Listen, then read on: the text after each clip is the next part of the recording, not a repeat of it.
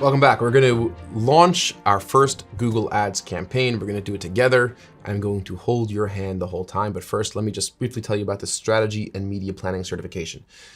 In the previous module, you learned all about building a media plan, understanding basic strategy, and your key KPIs. And I would highly encourage you to follow the link below and check out our certification. You'll get a badge. You'll go into great level of detail. You're going to get your diploma.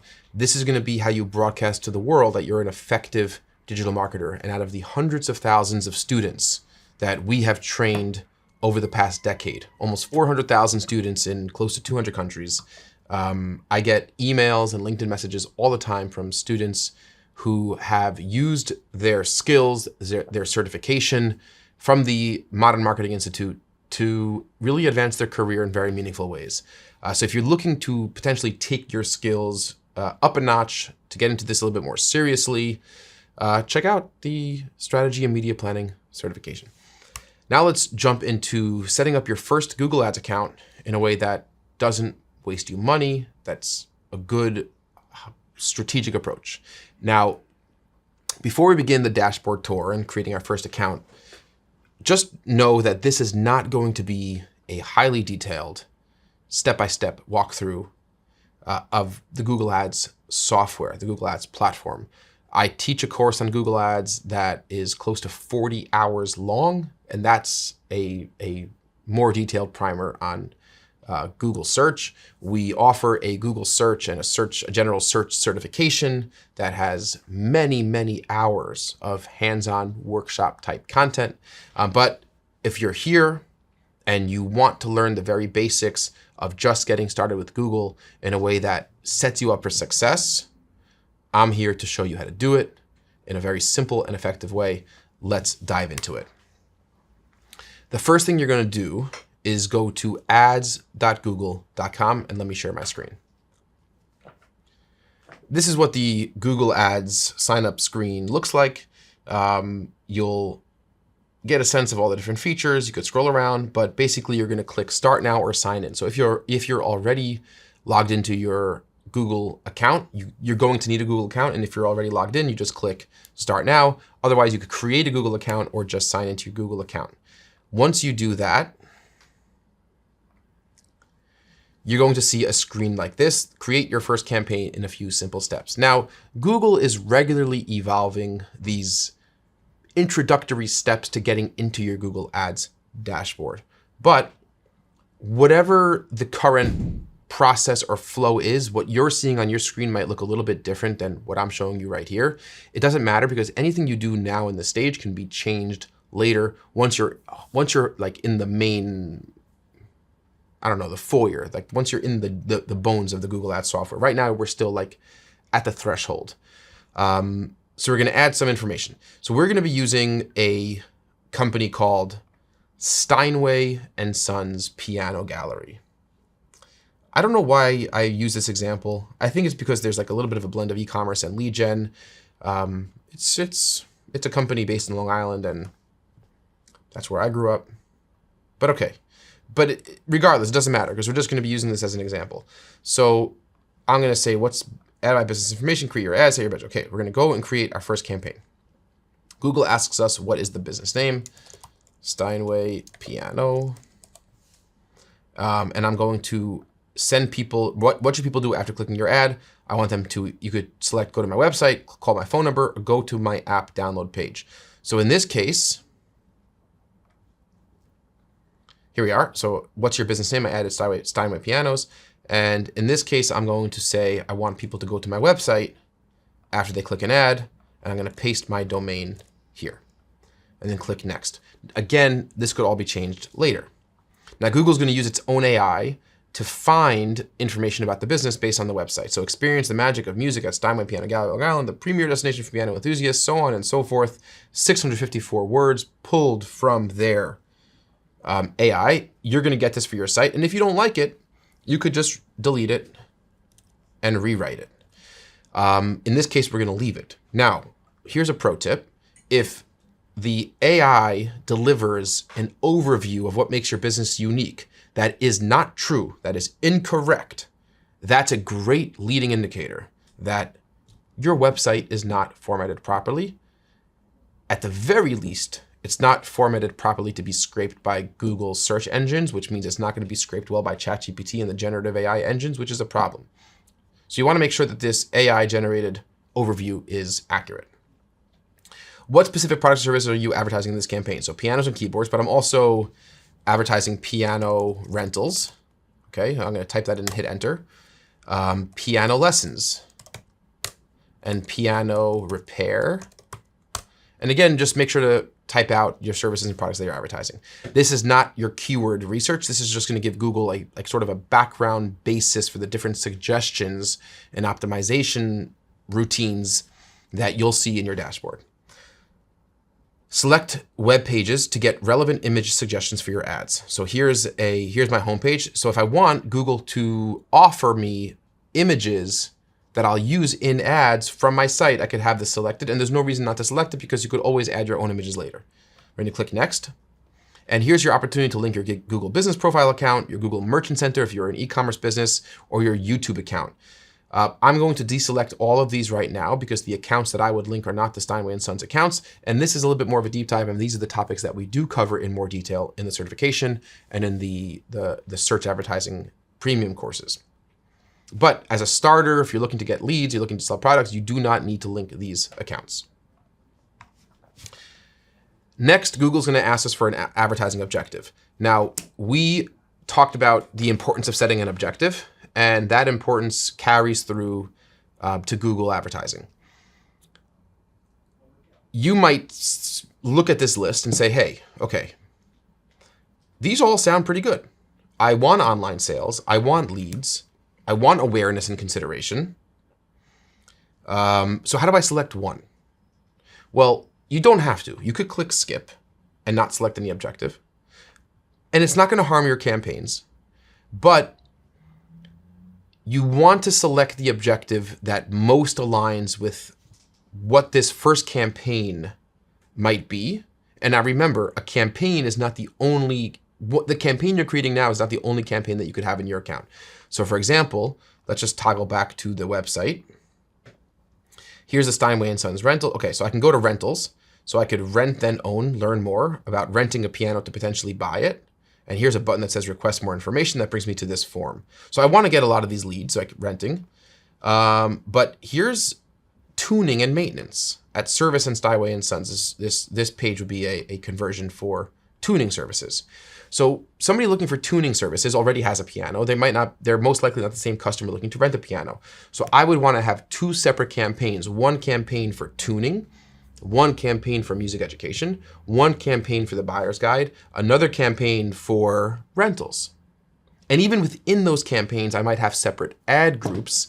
You have your Google Ads account at the top of the hierarchy, then you have multiple campaigns on the next level down, and then within each campaign, you have multiple ad groups. And inside an ad group is a set of ads and a set of keywords, and we will talk about that all in detail. I know that sounded very overwhelming and a lot, but for now, just know that the objective you set for this campaign is not necessarily the objective that you're going to have to use for all of the other campaigns in your account. So there's no pressure.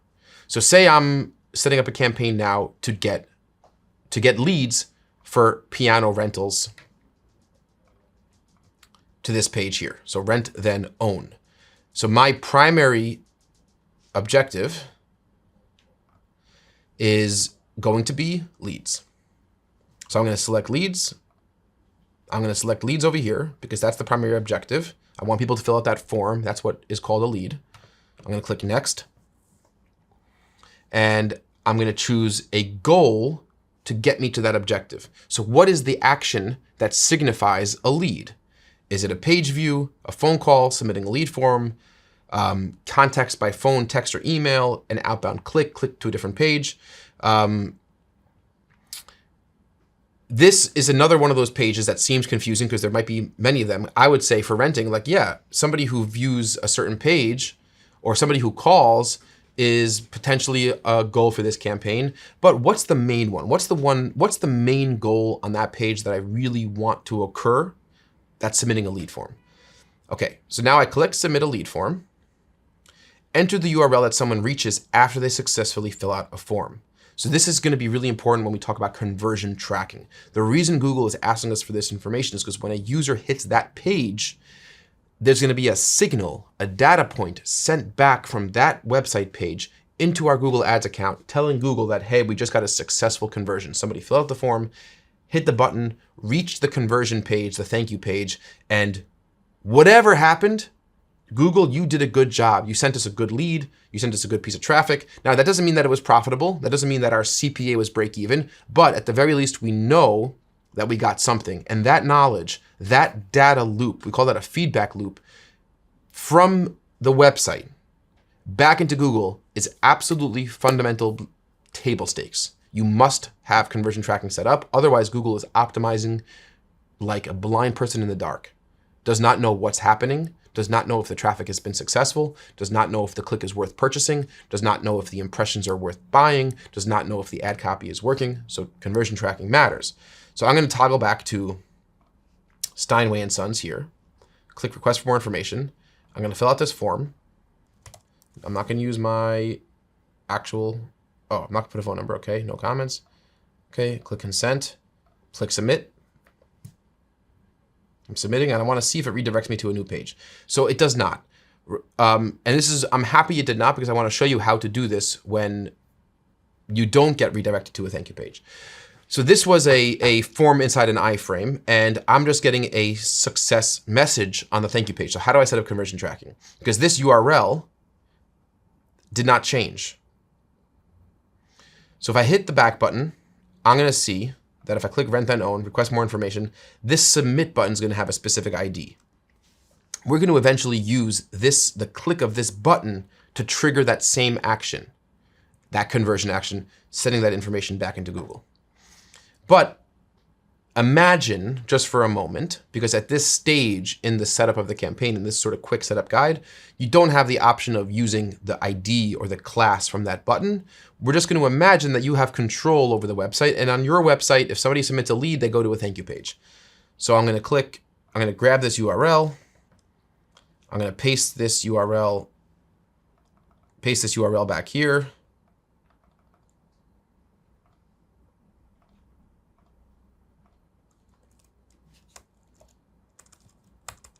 Oh, okay, / thank you.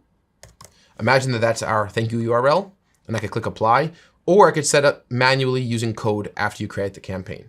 So if you have a thank you page already set up, and that's the page that somebody lands on after they submit the form, then you would input that URL here, but you can set up manually with code after you create the campaign, and that's what we're gonna do now. Click apply, and now I can click next.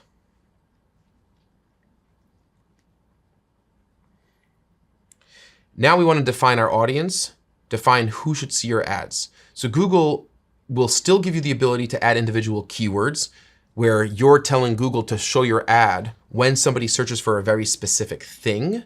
But Google begins with an easier, I would say more AI-driven structure, what they call search themes. Words and phrases that people would use when they're searching for your products and services. So in this case, we might say something like, piano rentals near me, high quality piano rentals, rent to own pianos, grand piano rental,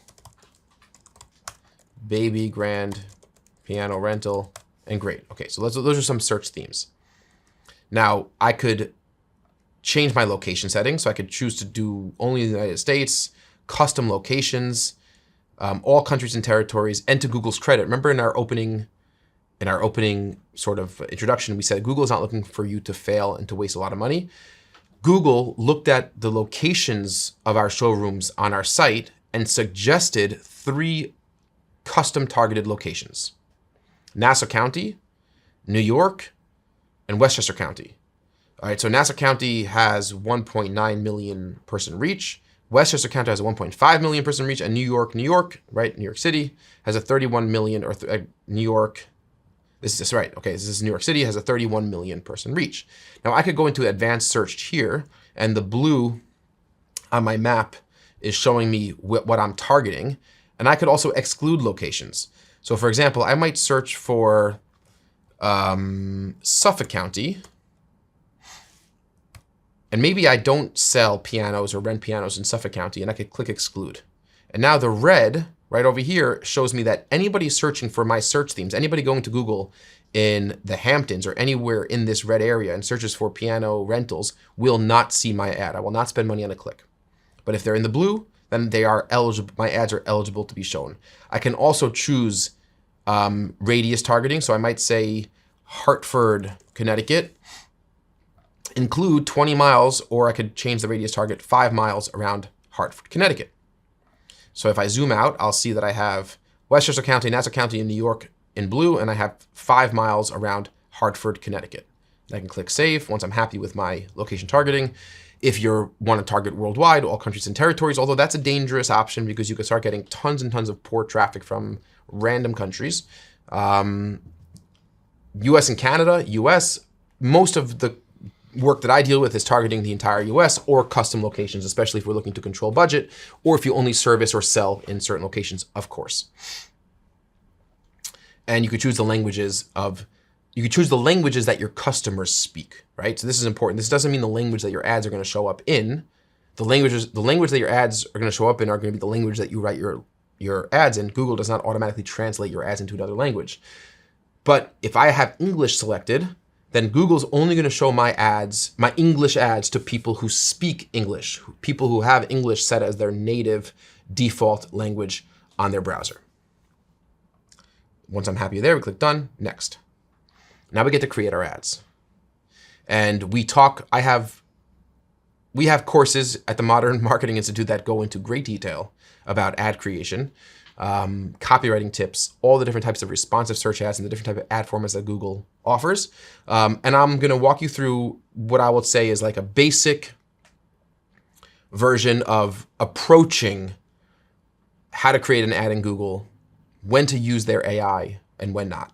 On the right-hand side of the screen, you have your previews. So this is what your ad would look like on YouTube. It's down there. This is what your ad would look like in Gmail if it's open, closed, and then Google search over here. On the left-hand side is where you edit your actual ad copy and the different components of your ad. First, the most important component of your ad is your headline. Google gives you 15 different headlines to write. You do not have to write all 15. You do not have to use all 15. There's nothing wrong with using all 15, but I would say aim for at least 3 out of the 15. And the first 3 are required, and beyond that is your desire to try more combinations. But I would say if your budget is less than $250 to $500 a day in a campaign, don't use more than 7 to 8 headlines. So first I'm going to take these off. I'm going to delete a bunch because I want data. I don't want my budget spread too thin.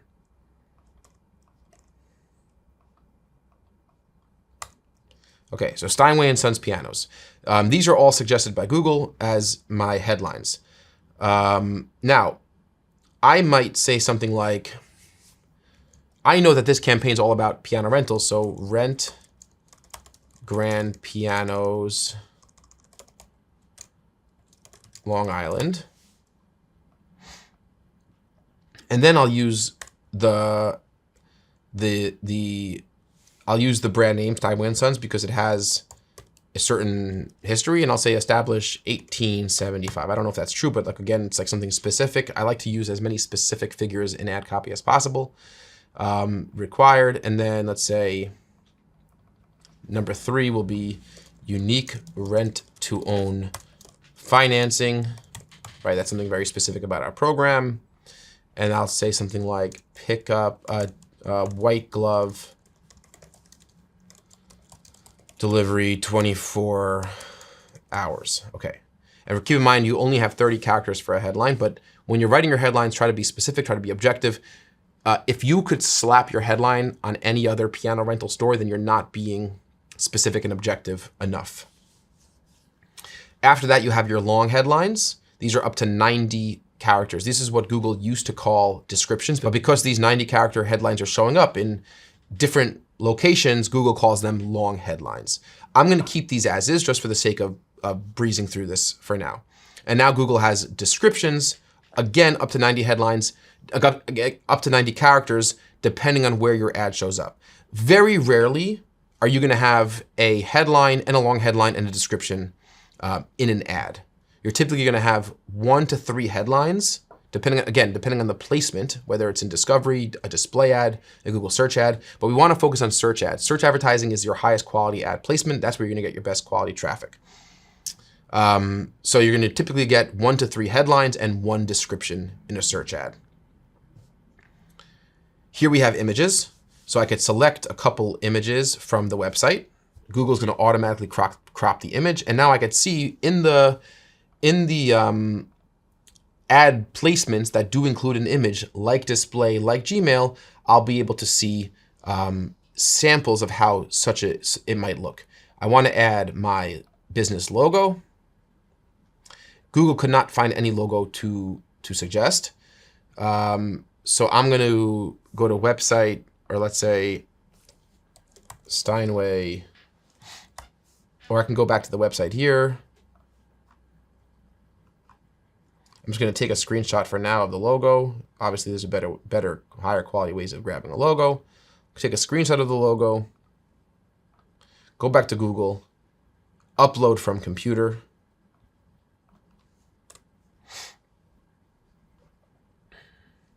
And now I have the logo. Again, you're going to have to work on the cropping, but this is not the point for now. But now you could see the logo. And then if I see my Gmail ad open as a preview, I can see it's using an image it's going to rotate. Now, whatever images I select, and I could go and I could select more images, I could deselect images, I could upload new images, Google's going to rotate them automatically. Inside one ad, Google's going to rotate headlines, ads, descriptions, and you can't control that. However, if you wanted an ad to have a very specific image, then you would give it one image, and then in another ad, you can give it additional images or a second image. We have our business name. If I wanted to add videos to my ads, I can. And then we add what we call site link extensions. So for example, if you see these little curved pill-shaped call to action buttons in this Google search preview, I have music education, stereo player, piano, and these are potential site links. So if I want to allow a user to click not just on the headline, but go to a very specific page, I could use site link extensions, and those are very valuable. So if, let's say, I could edit them and say piano tuning service, and it goes to the tuning page on the site. I click create. Google does a good job automatically suggesting those site link extensions, so I'm going to keep those as is. And then you could edit your asset optimization. So in our case, we have customization and final URL expansion turned on. This means that Google is going to use text from your site, landing pages, and ads to create customized ad copy. If you want to very specifically keep to your ad copy, which I would recommend, you could turn that off. So I typically turn those options off. I do like enhancing images. I like allowing Google to get landing page images from the landing page to pull into the ads. I find that gives Google gives your ads a higher quality score. And video enhancement kept turned on as well. Google expands, crops, does a better job filling the space. Part of the Google evolution, it used to be, going back years ago, you had search and display. So display was an image with some text. Search was your headline, description, your site link extensions, and that was it. But Google has evolved where you're building a campaign and your advertising inventory, the advertising inventory available to you is YouTube. And on YouTube, you have pre-roll, you have search results, you have 15 different places on the YouTube property that an ad could appear. You have Gmail, what an ad looks like open versus closed. You have search, which could either show up with an image or a video in the sidebar above or not, with site links, without. Display, discovery, you have a lot of different placements, a lot of different formats, a lot of different sizes. So Google's ad creation, as you could see here, is a collection of all of these assets: videos, images, text, descriptions, long descriptions, headlines, site link extensions, calls to action. And it's an amalgamation. It's a recipe. It's a goulash of things that they could piece and put together to create an actual ad. The best thing that you can do to control is quality headlines. Take your time to write quality headlines. Second most important thing, take your time to deliver to Google quality imagery. And I say imagery here a second, although it's true that an image usually speaks 1,000 words. The reason I say that for Google search is because you're going to eventually optimize for as much search traffic as possible. So when somebody goes to google.com, searches for red sneakers, searches for a fountain pen, searches for a plumbing service, that's going to typically be a text-based ad that does not have images and video. That's going to be the placement on Google that you really want to capture and attack and optimize and prioritize. So prioritize your headlines. Write good headlines. We finished our ad. Let's click next. And now we're going to go and set our bidding strategy. What would you like to focus on? Google asks. You have conversions and conversion value as your option when you choose leads as a goal. We're going to choose conversions. We want to get the most amount of leads as possible. And I have the option to set a target cost per action. And this goes back to strategy, to our media plan. What is our break-even CPA? So for example, if I know that I make $1,000 in profit on average from a piano rental, and 10% of the forms turn into an actual rental, then my break-even CPA is $100. Because it would take me 10 $100 submissions to get a lead, to get an actual customer that earned me $1,000. So my break-even CPA would be $100. So my target CPA here might be $80 a form, right? Start conservative. Don't ask Google for a $1 CPA. Don't ask Google for a $10 CPA if that's not really what you need, because Google's really going to try to adhere to this. If you tell Google $80 CPA, but Google can't get you those clicks, they're not going to get you any clicks, right? So this is a major, major constraint that really, really matters. And I want to mention something here that's important, because your $80 CPA is not the end of the story. Google's focusing on getting you these leads. And it happens all the time where a client will say, or you'll look at your campaigns and Google will think you're doing a great job. It's getting you leads. Your leads are coming in on an average CPA of $75. It's like things are humming along as far as Google's machines are concerned. But you look and you said, wait, I set this target CPA at $80 because I know from my historic data that I could close 1 in 10 leads into a rental. But I've gotten 300 leads, 300 actual form submissions, but they're all junk. I'm not closing them into rentals. That's where your savvy and watchfulness has to come into play. And there's a few different ways that this story is going to continue. One, you're going to eventually close the feedback loop even further. Your CRM tracking these leads is going to send back to Google when you closed a deal. That's going to start teaching Google, hey, I might be sending leads, but we're not achieving the final conversion action that we're tracking, which is an actual closed rental, in our case of Steinway & Sons.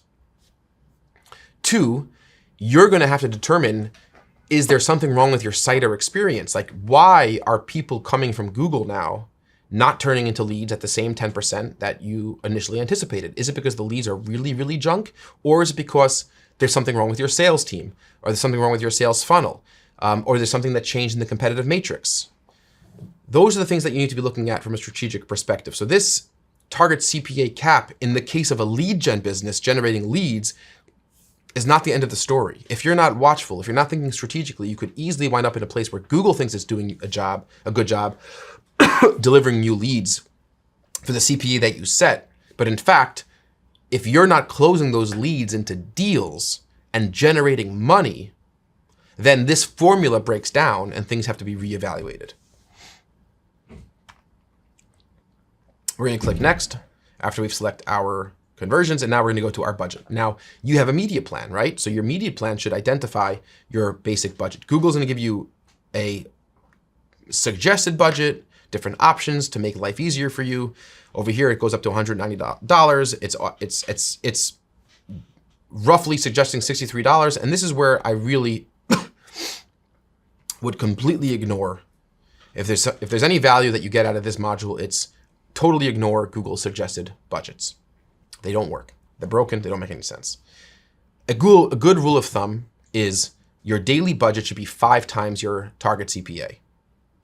Okay, so don't necessarily get scared, right? You don't have to have a $400 daily budget in this case because we set an $80 CPA, but that's a good rule of thumb because you want Google to have enough budget to get clicks where they could feasibly generate a handful of daily conversions at your target CPA. Because the best way to optimize your Google campaign is Google seeing more conversions coming in. And 3 to 5, 3 to 10, there's no precise science here. 5 to 10, roughly, right? This is all ballpark. You don't need 100, but you also don't want one conversion every 2 days.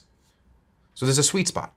So I'm going to say my daily budget here will be in US dollars, $400 a day. Now don't worry, when you click next, that doesn't activate your campaigns, and you can always change this later in 3 seconds, and I'm going to show you how. I click next, and now I'm going to have to enter my payment details. I have a credit card already saved here from other accounts. I'm going to see if it works. Want the personalized guidance? No. Does your campaign have European political ads? No. Submit. And if the credit card on file is active, it should kick my campaign into review. And then we should be in the meat and potatoes and the heart of the Google Ads dashboard. Okay, so Google drops you, once that's done, on your conversion tracking tag page. Now this, if you're not familiar with code, this could be very overwhelming. It could be very stressful. In the conversion tracking courses and modules we have, I walk you step by step through setting up conversion tracking manually by taking this Google tag and adding it to your website. You could install with a CMS or a website builder. If you have a CMS, a content management system or a website builder integrated with Google, you could do this much more simply than installing it manually. Or you could use a Google tag you already have, which in most cases you probably wouldn't have that Google tag already. The best way to set up Google Ads conversion tracking is through Google Tag Manager. Google Tag Manager is another software which we teach in detail that allows you to put one container in the source code of your site, whether you're on Webflow or WordPress, whatever it may be, or Wix, Squarespace, so on and so forth, or it's a custom site. And then you can manage all of your tags, all your Google Ads conversion tracking tags, your analytics conversion tracking tags, your app conversion tracking tags, and all sorts of measurement, analytics, and tags from all the different softwares that you might use could go all through the Google Tag Manager interface, so you don't have to keep going back and forth into the code of your site. That's what a tag management solution is. So I'm going to click install manually. I'll copy this code. You could always come back and get this code later, but we're not here to set up conversion tracking right this second. We're going to test installation. Again, if you added it, Google's going to test the installation. It's going to come back and tell me that it's not there because I do not have access to the Steinway & Sons site. Therefore, I cannot add it. And now I'm going to click I'll do this later. I'll do it later. And Google gives you a warning, which is a good warning, and I'll give you the same warning. If you don't successfully install and test your tracking tag, Google will not be able to measure those actions. It will not know when you got a conversion. It will not know when you submitted a lead form. So before you launch your campaigns or spend a single dollar, you must add your conversion tracking and make sure it's working properly. But for now, I'm going to bypass this warning and click continue to your account. Set up your Google tag later. And now I am finally in the meat, the potatoes, the heart of my Google Ads campaign. This is the Google Ads dashboard. And if I go to campaigns, in the left-hand menu, I go down to this campaign twirl down and I click campaigns. I'm going to see my campaign number 1. This is what I just created, that it's in review. Now, be careful. This is active. Once I've created and set up this campaign and I set my daily budget, this is active. If I let this go, this will spend the $400. Right now it's 3:25 p.m. Very possibly we'll spend the $400 by the end of the day. It might not, but I don't want to do that. First thing I'm going to do is hover over and change my campaign name. I'm going to call this test. Or rather, let's just call it piano rentals. And then I like to use a pipe mark to separate like sort of identifiers. Piano rentals, Long Island, right? So I'm only targeting the Long Island areas and New York, and then I'll do Long Island, New York. Click save. That way I'll know what this campaign is targeting. I'm going to edit my daily budget by hovering over here from $400 to $4, just to be safe, right? In case I forget to pause it, I only spend $4. If I click into my campaign, I'm going to see my ad group. In this case, it's called an asset group because we added videos and images. I'm going to edit this to be, let's say, what was the identifier we used was financing options. And I'm naming it that because that's those are the headlines that this ad sort of focuses on. Now, I can go and edit the name. I can go in to, I could duplicate this actual asset group. I could also highlight the asset group, click edit, enable, pause, or remove this particular asset group. But if I wanted to go from the asset group back up into the campaign level, I could do that above here. I could also do it from my left-hand menu, go back to my campaign, and remember that the campaign is housing that asset group. So I'm at the campaign level. We see that over here. We see that over here. We see that up here in the horizontal navigation. Once we have more campaigns, more asset groups, this type of hierarchical organization becomes more usable. For now, I'm going to go back to my campaigns, make sure I'm on the campaign window, and I'm going to hover over the little green dot and click pause. The difference between pause and remove is that if it's removed, it cannot be unpaused later. But if it's paused, it could be enabled later. I want to pause it because I don't want to spend the money. I want to show you how to set up your first Google Ads campaign. In the next module, I'll show you a live dashboard that has a bunch of historical data in it, so you can get a sense of how to navigate the core areas of the dashboard and create a new campaign alongside the campaign you created in your first setup. Look forward to seeing you there.